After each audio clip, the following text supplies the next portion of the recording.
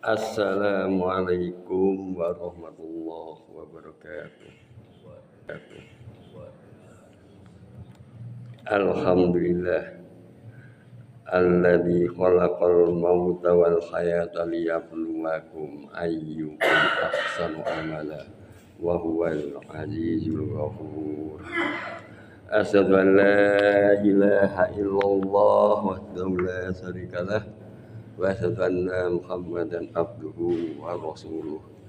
Allahumma sholli wa sallim wa barik ala Muhammad wa ala alihi wa sahbihi wa man tabi'ahum bi ihsan ila yaumil qiyamah. Jamaah salat subuh yang dirahmati Allah, kita bersyukur kepada Allah, kita senantiasa memuji Allah. Semoga kehidupan dan langkah kehidupan kita ke depan semakin baik dan semakin baik, sehingga insya Allah kita menutup usia dalam kondisi husnul khotimah. Amin Allahumma amin. Dalam kesempatan subuh ini kami ingin mengingatkan diri saya pribadi juga kepada para jamaah tentang menjauhi ghibah lebih baik meneliti aib diri sendiri. Dan yang kita perlu ketahui bahwa ghibah itu bukan hanya lewat lisan. Di era modern ini ghibah selain lewat lisan juga bisa lewat tulisan, bisa lewat rekaman suara. Jadi misalnya kita sedang ber-WA dengan seseorang yang tadinya berbicara ABC enak, kemudian menyinggung nama seseorang dan sebagainya, akhirnya membicarakan seseorang tidak lewat lisan tapi lewat tulisan. Selain itu juga ghibah bisa lewat kode.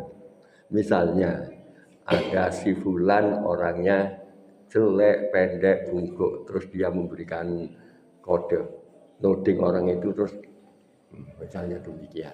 Itu juga termasuk ghibah. Dalam Islam Allah menyebutkan orang ghibah itu seperti memakan daging saudaranya yang sudah mati. Jadi betul-betul sangat dilarang oleh Allah. Kemudian juga Rasulullah SAW memberikan larangan ghibah supaya kita memiliki hati yang salimus soder, hati yang bersih. Sebagaimana di dalam sabdanya, An Abi Mas'ud radhiyallahu anhu qala Rasulullah sallallahu alaihi wasallam, la yubaligni ahadu ahruja ilaikum wa ana salimin sadr. Dari Ibnu Mas'ud radhiyallahu anhu, ia berkata bahwa Rasulullah sallallahu alaihi wasallam bersabda, jangan sampai ada seseorang dari sahabatku yang menyampaikan suatu yang buruk tentang orang lain saya, karena aku ingin keluar atau bertemu kalian dalam keadaan hatiku bersih. Hadis riwayat Abu Daud dan Tirmidzi. Jadi kita diingatkan jangan sampai kita membicarakan keburukan, apalagi itu sahabat Rasulullah. Hendaknya kita fokus pada diri kita sendiri. Kita introspeksi akan kekurangan diri kita sendiri.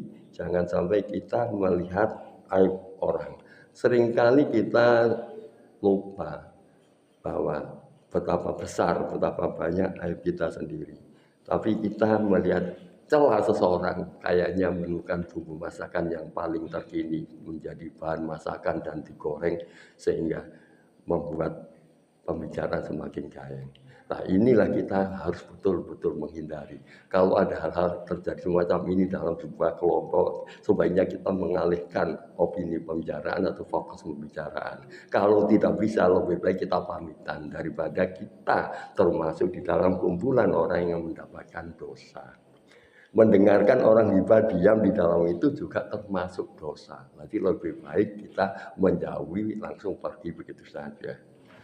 Abu Hurairah memberikan nasihat, salah seorang dari kalian mampu melihat kotoran kecil di mata saudaranya, tapi lupa dengan kayu besar di matanya sendiri. Sebagaimana hadis yang diriwayatkan oleh Bukhari. Kalau kita di dalam bahasa Indonesia sering kali kita mendengar pepatah semut di seberang lautan nampak jelas, gajah di peluk mata tidak kelihatan. Ya inilah maksudnya. Jadi celah yang ada dalam diri kita itu betapa besarnya, tapi seolah-olah kita menjadi orang bersih. Tapi ada sahabat atau tetangga atau rekan lainnya punya celah kesalahan sedikit saja, seolah-olah itu kesalahannya sangat besar dan menjadi hal yang lagi ngetren untuk dibahas. Apalagi kalau seseorang itu pas punya martabat yang baik. Nah inilah kita harus hati-hati.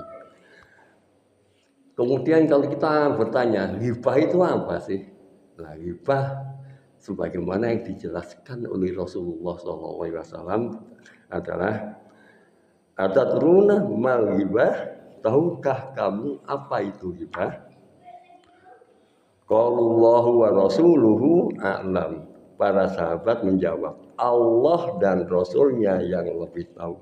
Qala dzikruka akhaka bima yaqruhu. Rasulullah Shallallahu Alaihi Wasallam bersabda, ghibah adalah kamu membicarakan saudaramu mengenai sesuatu yang tidak dia sukai.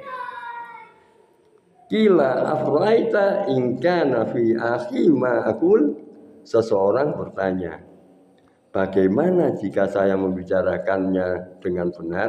Qala in kana fihi ma taqulu faqadir tabatahu wa illam yakum fihi faqad bahattah.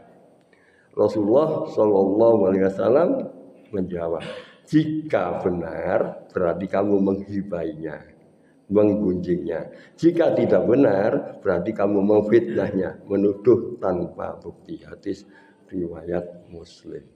Jadi kalau betul-betul tidak benar adalah fitnah, kalau itu memang kejadiannya itu benar berarti menghibah. Lebih baik kita diam, mengontrol diri kita sendiri. Coba soal ibu yang dirahmati Allah, kita tahu bahwa hibah itu sangat dilarang oleh Allah sebagaimana surat Al-Hujurat yang sering disampaikan di dalam kita mengikuti kajian-kajian yang berbunyi Bismillahirrahmanirrahim, ya ayyuhalladzina amanu istanibu katsiran minadh-dhanni inna ba'dadh-dhanni ism wa la tajassasu yaghtab ba'dukum ba'dha ayuhibbu ahadukum ayyakulu lahmal akhi maitan fakaristumuhu wattaqullah innallaha tawwabur rahim. Hai orang-orang yang beriman, jauhilah banyak dari prasangka, karena sebagian prasangka itu dosa. Jangan mencari-cari keburukan orang lain dan jangan memgunjing satu sama lain. Sukakah kamu salah seorang di antara kamu memakan daging saudaranya yang sudah mati, maka tentu kamu merasa jijik padanya. Bertakwalah kepada Allah, sesungguhnya Allah Maha penerima taubat lagi Maha penyayang. Al-Hujurat ayat 12. Jadi jelas ghibah ini perbuatan yang sangat menjijikkan. Inilah mari kita jauhi perbuatan lisan yang ringan tapi memiliki dosa besar dan mampu sebagai penghapus amal ibadah kita.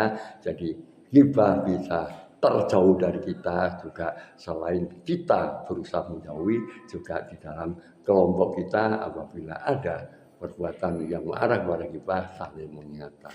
Ta'awanu 'alal birri wat taqwa. Jadi kita saling tolong-menolong untuk menuju takwa. Aku qouli hadza wa astaghfirullaha wa atubu ilaih. Assalamualaikum warahmatullahi wabarakatuh.